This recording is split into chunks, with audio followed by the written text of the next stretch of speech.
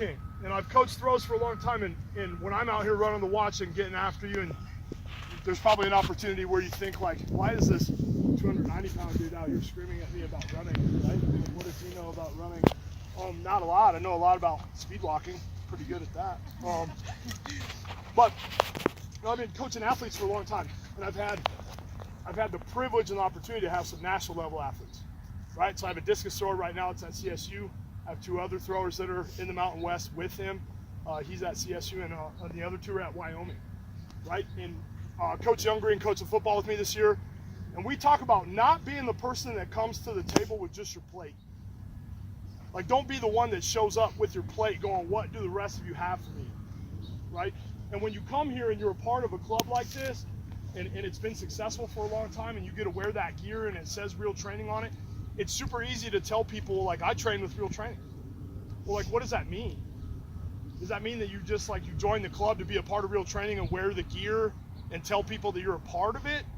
Or does that mean that you want to be a part of the tradition and the success that's been built here, and you want to come do the work every day so that you can get better and help the club get better, right?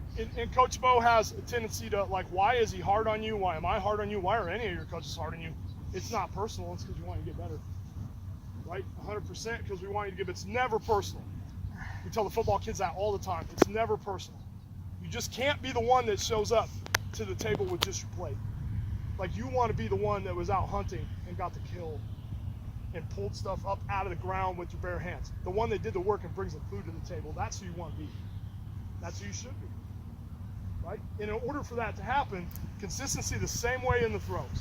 If we're in a week of training in the throws and I have a kid that throws 47 consistently the entire week, they start getting frustrated because they can't throw farther. I said it's coming.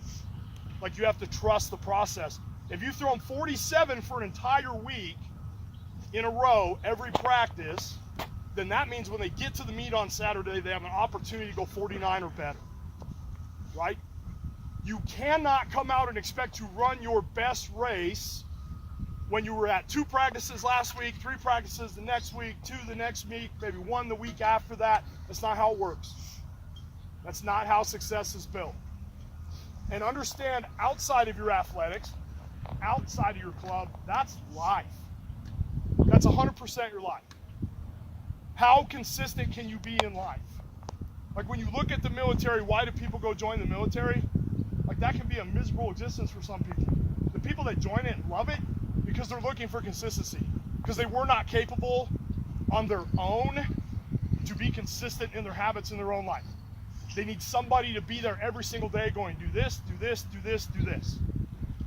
And then that leads to their success, but then they're career military people because they can't do it on their own. I've had multiple athletes join the military, get out, and go right back in.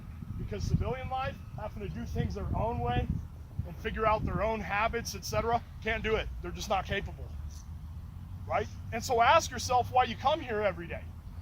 Is it a social thing? Should it be fun? Absolutely. But really, on the inside, I think you come here because you need accountability. You need Coach Mo and these other coaches here every day going, this is what we got to do. Because this is the only way we're going to get better. Right? How many of you can raise your hand and honestly say, if you weren't a part of Real, you'd come out here on your own every day and do this? Or even a couple times a week on your own and do it? Okay? 2 of you? Yeah. Would commit to grinding on your own without any accountability? Some people have that, some people don't. Right? If you do have that and you have coaches that care, you get exponentially better quickly. Okay? And so I can't stress enough, I've loved getting to know all of you this summer. I still miss some names here and there, right?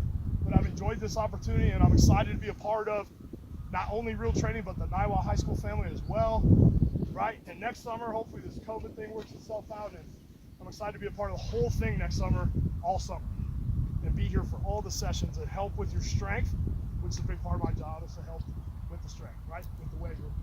And you've done great. I hope that you see the weight room numbers. Like, those are some great numbers. And that was only 60 days worth of work. Imagine 12 months worth of lifting consistent weights, like what your body will look like, and what your times will look like, and what you'll physically be capable of after lifting for that long. Right? So I love you guys. Thanks for the opportunity to be here and be with you, and thanks for your hard work. But take with you at the end of this summer, I hope that you're figuring out consistency 100% the key. Okay? 100% the key. And you have to do it all the time, not just some of the time. That's the only way to get better. The only way. Okay? Appreciate it. Thanks for letting me talk.